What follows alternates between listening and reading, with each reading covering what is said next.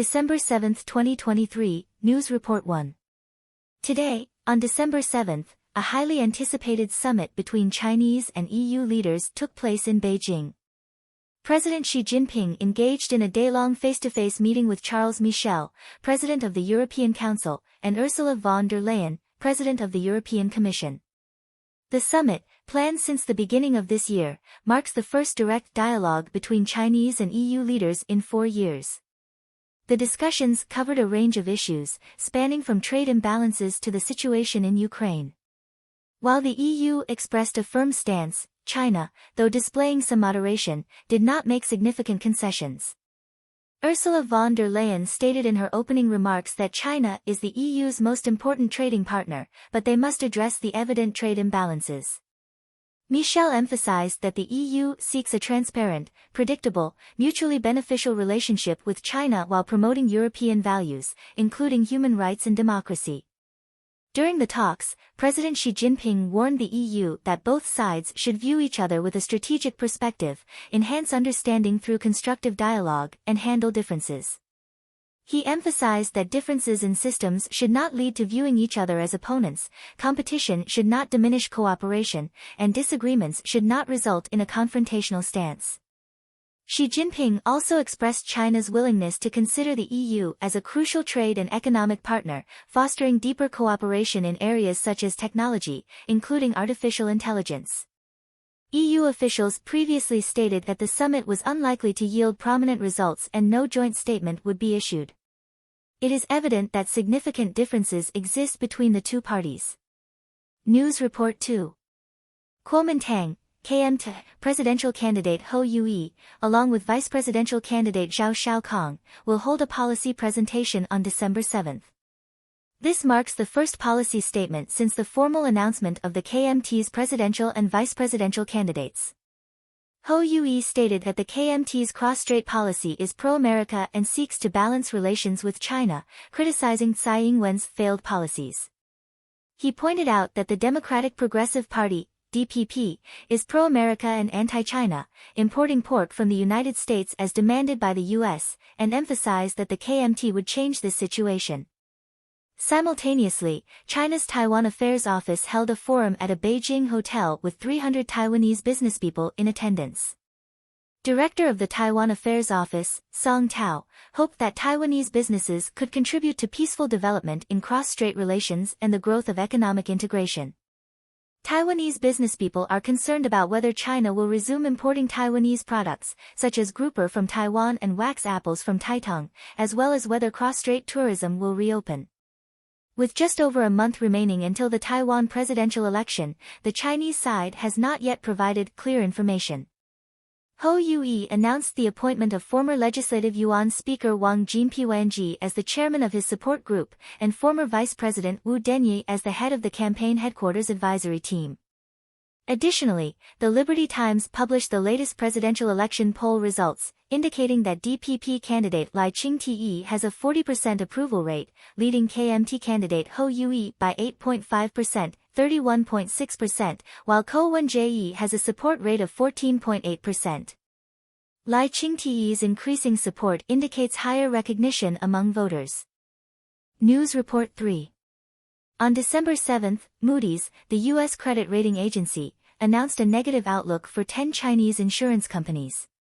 These 4 insurance companies include Export-Import Insurance Company, 3 subsidiaries of China Life Insurance, 2 subsidiaries of Pacific Insurance, Renbao Railway Property Insurance, PetroChina's Exclusive Property Insurance, and ICBC's Anqing Life Insurance. On December 6, Moody's had already adjusted the rating outlook of 8 major Chinese banks from stable to negative.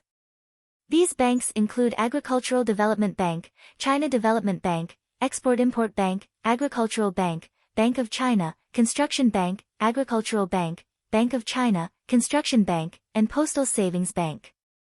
The reason behind these adjustments is Moody's belief that China's sovereign credit rating is under unfavorable influence. Moody's also downgraded the outlook for 18 Chinese central enterprises, essentially covering major enterprises affected by the sovereign credit rating. In addition, the Financial Times reported that before lowering China's credit rating outlook, Moody's had instructed non-administrative personnel in Beijing and Shanghai not to go to the office. Analysts in Hong Kong were also advised not to travel to mainland China. Reportedly, Moody's requested employees to work remotely to avoid sudden inspections by the Chinese government. The Chinese Ministry of Finance opposed Moody's decision to downgrade China's rating outlook. Throughout this year, the Chinese government had conducted surprise searches on several U.S. consulting firms and independent investigation companies, detaining some Chinese staff. These incidents reflect the concerns and precautions of foreign institutions against the Chinese government. News Report 4. The District Council elections in Hong Kong are scheduled for December 10. Chief Executive Carrie Lam stated that newly elected members should align their thoughts and avoid engaging in disruptive politics. However, the editorials of two Hong Kong newspapers criticized Carrie Lam's remarks. The elections, hosted by local advisory bodies, saw 95% of seats directly elected by voters in 2019, with the Democratic camp securing 81% of those seats. However, with the implementation of the Hong Kong version of the National Security Law in 2020, voter direct seats in district council elections sharply decreased from 95% to 20%. Various government-imposed hurdles resulted in the complete elimination of the Democratic camp in district council elections. Carrie Lam issued a warning to newly elected members, urging ideological unity and discouraging disruptive politics. This suggests a change in Hong Kong's political landscape, where lawmakers seem to be turning into delegates of the Chinese National People's Congress. Editorials in both newspapers criticized this development. Hong Kong Economic Times stated in its December 7 editorial that the Hong Kong government should adapt the election system based on the actual situation to dispel external doubts. Ming Pao's editorial pointed out that Western perceptions of Hong Kong this year have affected its rating, and the government should demonstrate to the international community that Hong Kong remains a diverse and open society. Disputes should not escalate to the national security level, avoiding extreme measures. Carrie Lam, coming from a police background, has been involved in law enforcement throughout his career. His remarks have garnered attention and criticism from society due to the characteristic enforcement methods of the police. News Report 5. The General Administration of Customs of China released the import and export data for November. Reportedly, China's exports reached $291.9 billion in November, a year-on-year increase of 0.5%, while imports were $223.5 billion, a year-on-year decrease of 0.6%. The resulting trade surplus was $68.4 billion. This data indicates a halt in the decline of Chinese exports, surpassing the usual level of $280 billion, marking the first upward trend in 6 months. However, some doubt the credibility of this data. Analysts point out that the Yangtze River Delta and the Pearl River Delta regions are currently experiencing a reverse migration of migrant workers, meaning that processing trade factories no longer require a large number of migrant workers, and workers are returning home early for the Chinese New Year. This has resulted in factories having no new orders. Therefore, those skeptical of this data believe that it is unlikely for China's exports in November to exceed $280 billion if this situation is true. Thus, the doubters suggest that the data may be influenced by special circumstances. In addition, data from the State Administration of Foreign Exchange, SAFE, revealed that by the end of November, China's foreign exchange reserves reached $3.17 trillion, an increase of $70.6 billion or 2.28% compared to the previous month. Regarding gold reserves, it reached 71.58 million ounces, an increase of 380,000 ounces, with a total value of $14 billion, an increase of $3.5 billion compared to the previous month. This phenomenon indicates that the People's Bank of China took multiple intervention actions in the foreign exchange market in November to defend the renminbi exchange rate. Meanwhile, despite considerable capital outflows, China's foreign exchange reserves show an increasing trend, considered an unusual phenomenon. News Report 6. On December 7, the Prime Minister's Office of Singapore announced that Singapore and China would implement a 30-day mutual visa waiver policy in the near future, expected to take effect in early 2024. Chinese Foreign Ministry spokesperson Wang Wenbin confirmed this news on the same day, stating that China and Singapore had reached an agreement on mutual visa exemption. Under this policy, Singaporean citizens will be able to enter China without a visa for a stay of 15 days. Conversely, Chinese citizens traveling to Singapore will still need to apply for a visa.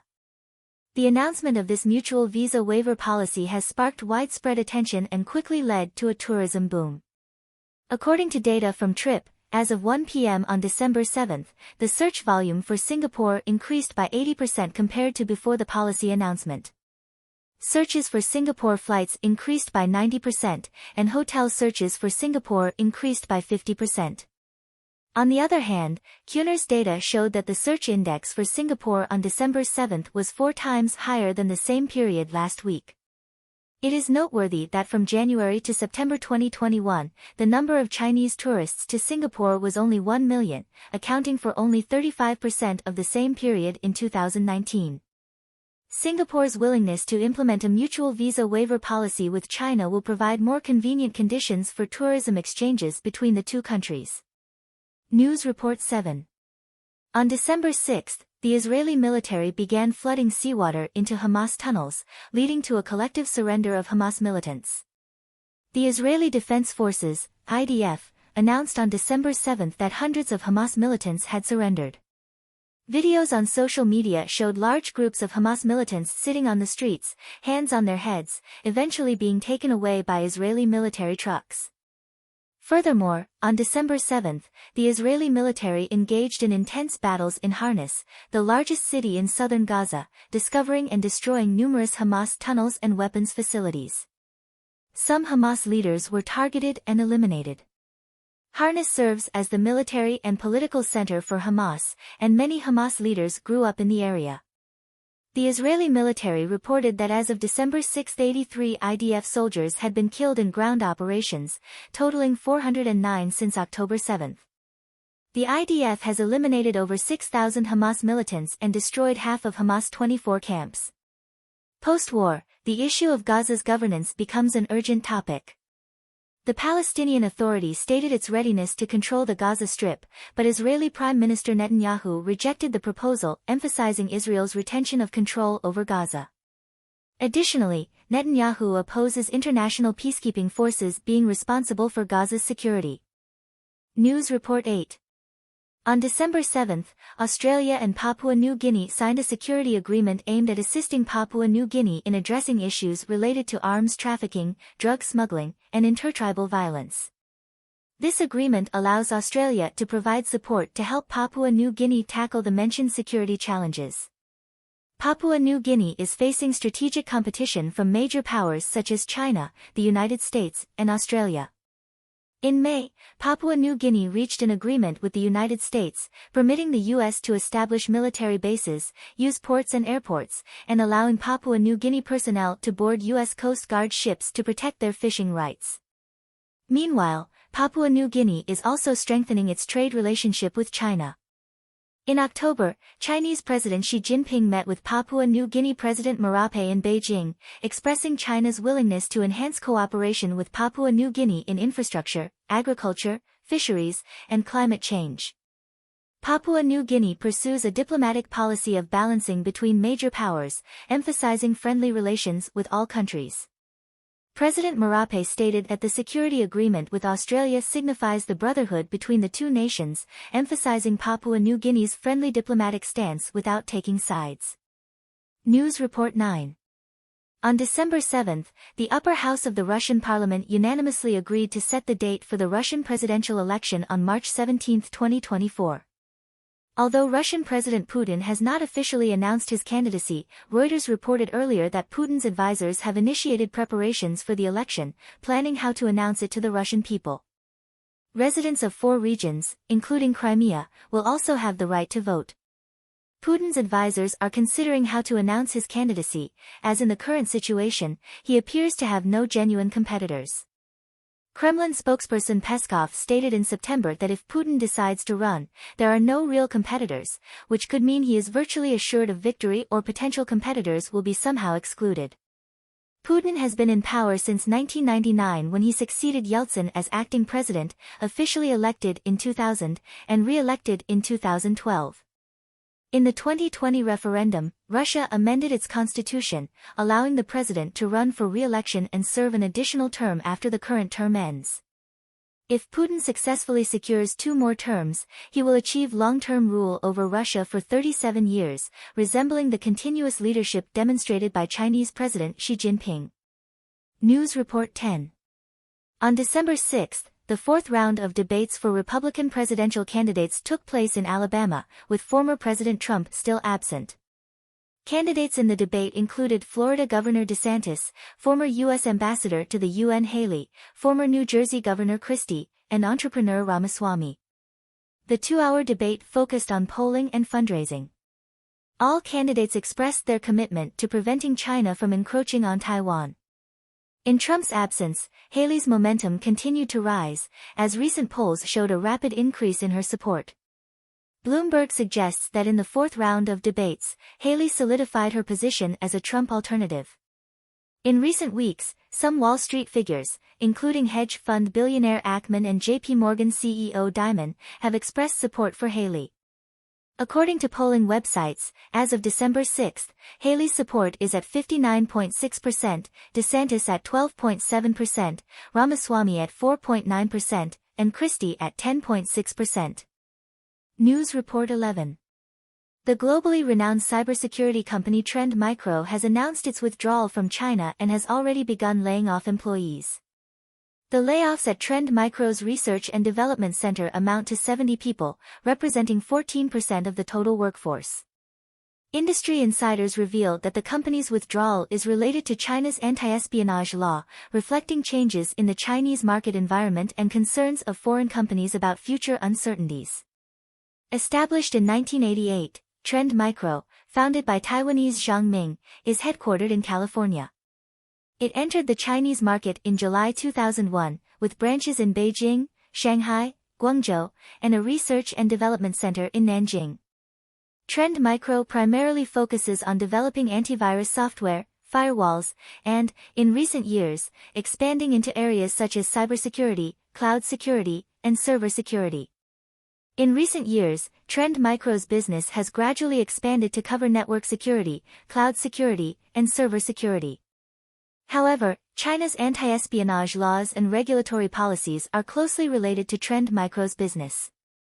Maintaining a research and development department in China may face significant security risks. Additionally, due to U.S. restrictions, the import of chips into China is limited, leading many server suppliers to withdraw from the Chinese market. News Report 12. The Planetary Science Journal recently published a discovery regarding a new impact crater on the far side of the Moon. This new crater was observed by amateur astronomers and has drawn attention from scientists. After research, scientists determined that this impact crater was actually caused by debris from China's Long March 3B carrier rocket. In October 2014, China launched the Long March 3B carrier rocket from the Xichang Satellite Launch Center, carrying the Chang'e 5 probe into space. However, the debris from this rocket did not burn up in the Earth's atmosphere as expected and instead floated in space for 9 years. Eventually, this debris collided with the Moon, creating a new impact crater. This discovery highlights the issue of space debris and the potential impact of such debris on the surfaces of other celestial bodies. News Report 13. As respiratory infection cases increase in China, some individuals are engaging in commercial activities using Taiwan's highly regarded pharmaceutical products, through methods such as bulk purchasing, selling, and gifting. Particularly concerning is the situation involving antibiotics, prompting the Taiwan Pharmacist Association to emphasize the rational use of medications. Pharmacies are reminded to be vigilant about possible abnormal purchasing behavior to prevent misuse. This underscores the need for more detailed and cautious management in cross-border pharmaceutical transactions. News Report 14. The U.S. Congressional Executive Commission on China has released a report on the condition of disabled individuals in China. Established in October 2000, the Commission is an independent agency created by U.S. Congress to monitor human rights and the rule of law development in China. Each year, the Commission submits relevant reports to Congress, and this year's report focuses on the ongoing challenges faced by disabled individuals in China. The report points out that China's disabled population continues to face persistent difficulties in accessing government welfare. Even if some welfare is obtained, it is often insufficient to sustain their livelihoods. The report also highlights the damage to assistance for disabled individuals led by the China Disabled Persons Federation, caused by official negligence and corrupt behavior, reducing the effectiveness of the aid.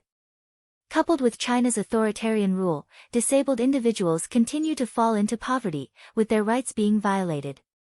China's household registration system makes it difficult for disabled individuals in rural areas to access healthcare, as 80% of the disabled population comes from rural areas.